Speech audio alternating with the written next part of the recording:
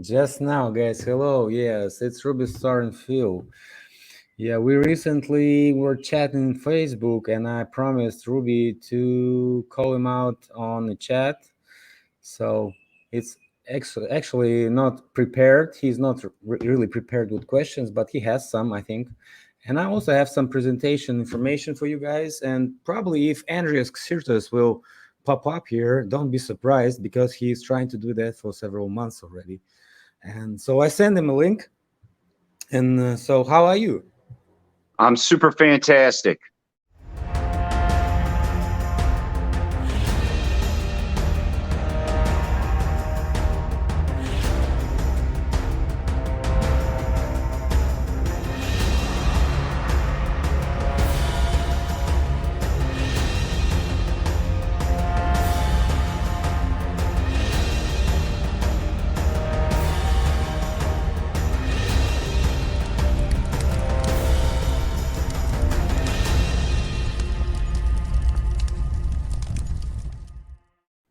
Okay, you just got home from work, I see. Yeah. What town you're into currently? Nelson's Ledges. I live in Nelson Ledges, which is in Northeast Ohio, America. Ohio. And we have Heartland. we have a state park here. And I don't know if I'm going to say this guy's name right. Mike Ferrara. Do you follow him? Ferrara, yeah. Well, yeah, I kind of followed him for a while when he was talking about reasonable things, about mining and so on. After he started mixing his fantasies and not reliable information with previously the information that was correlating with my research, that's why I was interested in that information actually, because it was correlating, it was parallel to my research. We never met with him, and we got the same conclusion that somebody was mining in the ancient past on a big scale. That's what we agree on that, definitely. And I agree with him on some methods that he was presenting in his presentation. But after he was showing obviously disinformation on Facebook, I was trying to point it out several times, but it didn't help. So one time I got really pissed off when he was repeating the same thing once more again. I said, Mike, what are you doing? And said, like, you're making bullshit in the population, actually. And because he was pointing at the ground anchors as something piezo elements or something. Yeah, he's really into that. So I was like, kind of confused. I was trying to guide him to that information so he can Google at least and see how it looks. So the pictures were like, beginning of 20th century. So I admit, something specific can be found on the ground, and it can be found actually. But when you check at the construction site and you see this, I would say slurry walls, because, it's slurry walls actually. It's getting cemented, and it's getting ground anchored to the ground, to the soil, so it won't collapse. So they clear the area with this basin of construction, and they create foundations and so on and so forth. Sometimes it's ground parking spots and so on. So yeah, you see a huge excavation site, but you have to look around and you can see that these are not piezo elements or something. These are ground anchors that provide these walls, slurry walls, not to collapse, along with all these housing neighborhoods above them. Well, the reason I brought him up is they call it a sandstone conglomerate where I live. And you could look up Nelson Ledges State Park and see some images of these huge ledges. And to me, the official story is that glaciers brought them here, okay? That they slid down thousands or millions of years ago, whatever, and made the Great Lakes. Mm-hmm. But with all the recent information that came to life, I kind of challenged that and wonder, is it actually a petrified tree? What is it? So is it sandstone composure, or what it is? Or it has like gravels inside it? Yeah, the smooth quartz gravel or silicon, whatever it is. And I don't know, is that supposed to be petrified tree sap? or were those rocks that were smoothed over by the ocean? So I've been meaning to make a YouTube video just for Mike to see if I could get his impression on it.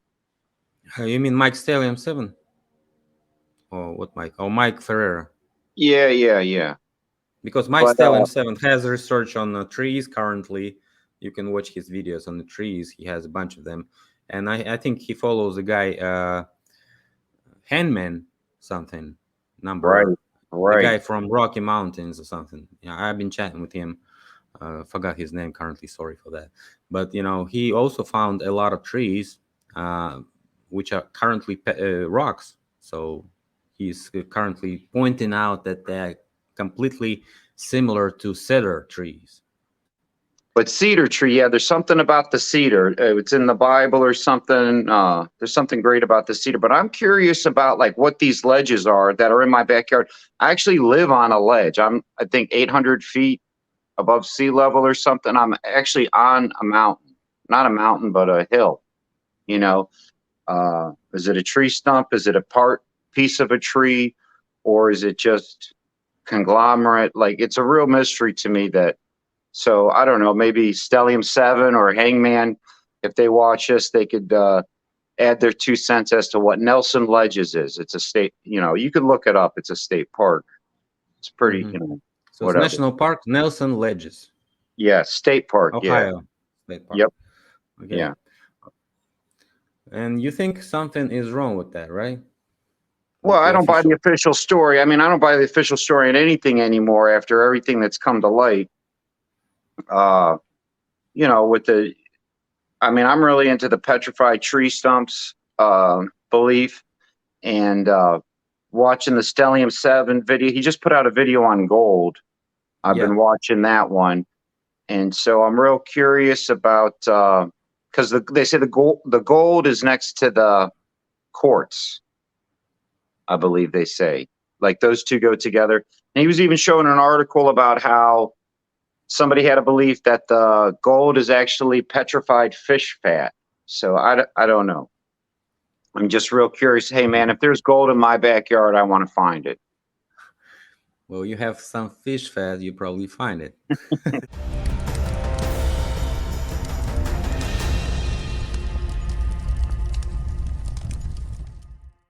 Yeah. Well, okay. So any information on ancient history that recently bothered your mind? Well, Maybe 19th century, 20th century, something that you I stumbled still upon. have a bone to pick with you over from Fomenko. You're not a big Fomenko fan, are you? Yeah, I'm not a big Fomenko fan, exactly. Man, that rubs my rhubarb the wrong way. But the contrast is good. I mean, to me, I think the guy is. And yes, it's true. I can be naive and gullible and fall for the wrong thing. But what's your beef with him? Why aren't you all on board with No, him? I'm not in any beef with him. I'm just Well, saying okay, he is. not beef, but I mean, Uh, uh, what's your skepticism on him? have you watched the video I made on it? It's like 1 hour long. The one video the only thing I know that you don't like about him is he has too many books out. Is that the one? Not really. Yeah, I mentioned that. And of course, but he stopped short. He doesn't cover the Napoleon Wars. yeah, he doesn't cover 19th century. Okay, He that is doesn't make suspect. any. He doesn't have any assumptions on technologies of ancient times. On the Okay. construction, on the process, how it was actually created with these lousy technologies that ancients had. Well, he doesn't elaborate on any of this alternative information actually on technology, on the maps.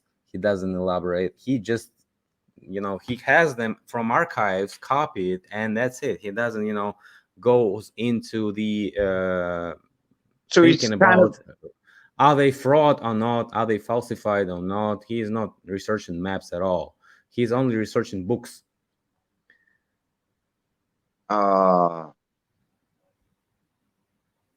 So you kind of feel like he's a gatekeeper. He's limiting the information. No, I think he just makes money on it, and he was taken into account as a good specialist in math, right? Yeah, He's really good in math because yeah. he created this program with Nosovsky.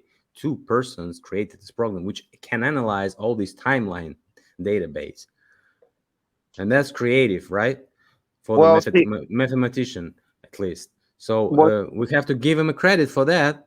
We have to give him a credit for establishing the connections between the actual events and duplication of these events on certain events. We have to give him credit. But in general, what you have to say about that, it's edited, point blank, edited, period. And you can't stop on that. You have to talk about technology. You have to talk about how it was possible. You have to talk about who is in charge of this edition. You have to talk about who is currently governing us. man, I would He's love to not see talking you. about that. I'd love to see you interview him.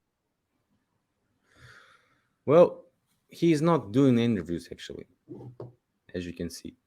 He did some, and it was bad because he actually talked about several things he shouldn't talk. And I actually attached one interview in one video, and I step by step translated what they were talking about. So he was saying that he went to administration of president, and they talked to him, and they let him go with all this information and never censored him a bit. Yeah, he is kind of uncensored, huh? So somebody's covering his back, although all these scientists, all these historians from the same institution that he's working in, the Moscow State University, on the historic faculty. He's on the mathematician faculty, and they are historian faculty. And they totally disgrace him. They totally bully him. They totally, put him in the corner. They corner him, and they even took his some of his regalias, I think. I mean, he's not anymore included in some councils that he was. So as a professor, I mean, so his professor life stumbled upon his books. So you would sacrifice your successful professorship for what? Only for the money, right? If that pays back a lot. That's the reason for the mathematician. Mathematicians are way more grounded than any of us. Mathematicians are pragmatic. Mathematicians are analytic. They only can stop doing something and not I, bark back if you get paid, right? I would argue that point because he's also an artist. He's not your stereotypical mathematician. He's also an artist. He's also a Yeah. Pisces. Co-author Fuchs, the properties of the scales of figures. So, for example, those illustrations were helping the students to understand what I was saying in my works. This is like gravity, as you can see, how the liquid bodies appear to be present in gravity, like heavy liquids, dense liquids. So in the free form, in the free fall, it gets this shape, it gets this form, and this is how it illustrates my research. Why are you not saying you're a painter? You are very good. You were a painter, illustrator of Master and Margarita, the famous book of Russian author Bulgakov, which is very about all these post-recent times, I would say. Yeah, I was an illustrator in Master and Margarita, and I wrote all those illustrations, painted all those illustrations, all those shapes, all those. I was very obsessed by that book. So the book was printed without my illustrations, actually. Why did you like Bulgakov? Anyways, you're mathematicians. He's a genius author. Why do you care? Well, it was the presence of the book that you read in, I was feeling myself as a part of that book, as a person who was in August in Moscow, sitting close to Voland. Тогда было около 10 часов утра, досточтимый Иван Николаевич.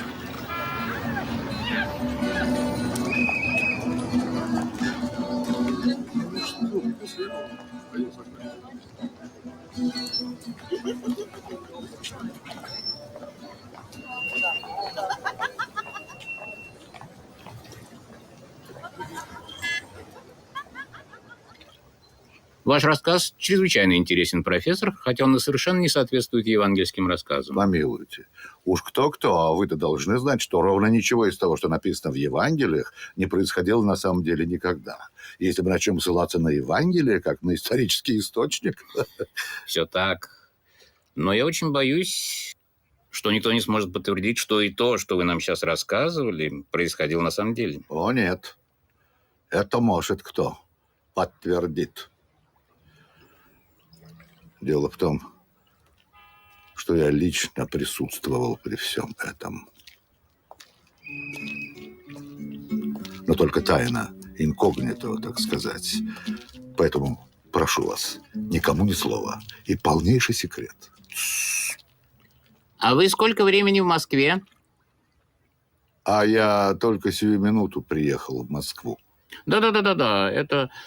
Это все возможно. Очень даже возможно. И Понтий Пилат, и балкон, и все такое. А вы один приехали или с супругой? Один. Я всегда один. Умоляю только вас на прощание. Поверьте хоть в то, что дьявол существует. О большем я уж вас и не прошу. Хорошо.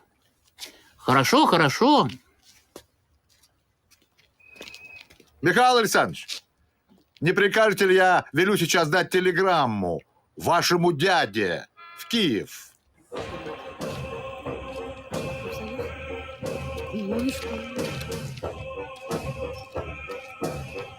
Турненький тысячи, гражданин. Так иди сюда. Вот прямо и выйти куда надо. С вас, конечно, за указание получить бы на четверть литра. Поправиться бывшему регенту.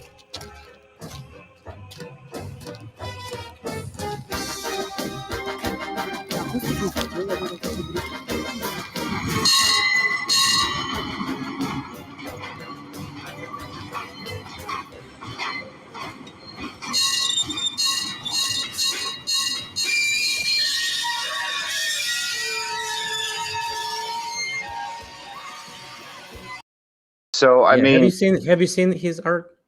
yeah, it's a little bit creepy. It's It's all what I was black showing and in white. the video. I was showing that in the video, and he was painting a lot on Bulgakov, on Master and Margarita, which is totally the devil advertisement book, and set in his Yeah. advertisement. So I mean, if that's not suspicious, besides all that was said before, as he was a crazy printer who's printing 80 plus books during like 20 years, which is ridiculous, right? I don't think we have any prints in history in Russia, except maybe you can call it Rybakov, who was researching Russian history. He was also always called this Slavic historian, like the only one who had this monopoly. But Fomenko doesn't respond to any of Rybakov's articles, because Rybakov had a lot of articles in Slavic history and Russian history, and they are like, based on certain events. Fomenko didn't respond to Rybakov anytime. He only responds to the general timeline, as paradigm. He is not responding to several authors on several topics. He's not making debunking on the research of several scientists or certain scientists. I mean, he's not fighting back. He's just like a speaker outside there somewhere on a post.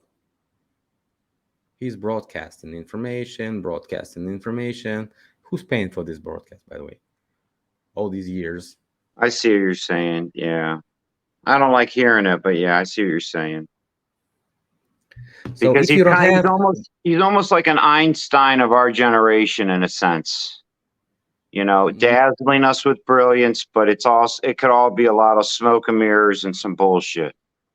So to yeah, speak. he could be. He was used for certain reasons, for certain period of time. Then he became independent with his research, and he gave the carte blanche by the president administration to do it. Of course, he's doing it. Nobody's touching him. Nobody's imprisoning him. Although he's kind of modest, he doesn't have much money, is what he says. We can't cross-check it, right? We don't have the access to that information, at least for now. But what I can say, he's doing the right thing anyway. So I'm not like totally against him, right? Okay, all right. Everything that blows on the windmill is okay for the windmill and for the, actually grinding stuff inside the windmill, right? Yeah, you lost me there, but I'll say okay. You lost me there. You know windmill, like a Yeah, thing that windmill. spins.